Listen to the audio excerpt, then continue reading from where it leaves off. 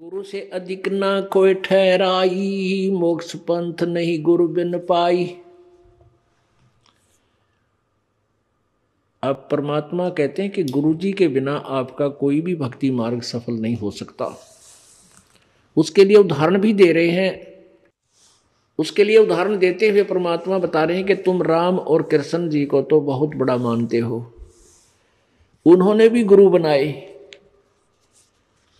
श्री कृष्ण जी ने दुर्वासा जी को और श्री रामचंद्र जी ने वशिष्ठ जी को गुरु बनाया, क्योंकि श्री कृष्ण जी के जो संदीपनी गुरु थे वो अक्षर ज्ञान कराने वाले थे, जैसे बच्चे को पढ़ाई सिखाया करें क ख ग घ ड़।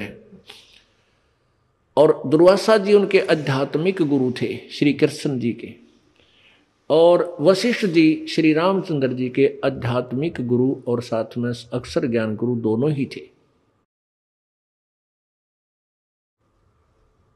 तो क्या बताते हैं कबीर, राम कृष्ण से कौन बड़ो, उन्हों भी गुरु कीन, तीन लोक के वे धनी ही गुरु आगे अधीन। राम कृष्ण बढ़ती पुर राजा, तीन गुरु बंद कीन निज काजा। राम कृष्ण बढ़ती पुर राजा, इन तीन लोक के राजा हैं, तीन लोक में ये सबसे बड़े हैं।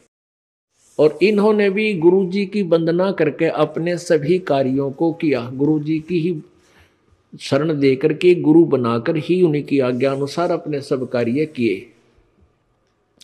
अब ये विचार कर लेना चाहिए, जब राम और कृष्ण जिनको हम भगवान मानते थे उन्होंने भी गुरु बनाकर यहां से पीछा छुटवाया, तो आप कौन से खेत की मूली हो के आप ना गुरु बनाओ और पार हो जाओगे? क्योंकि दरिया से पार होने के लिए नौका की आवश्यकता पड़ेगी ही पड़ेगी।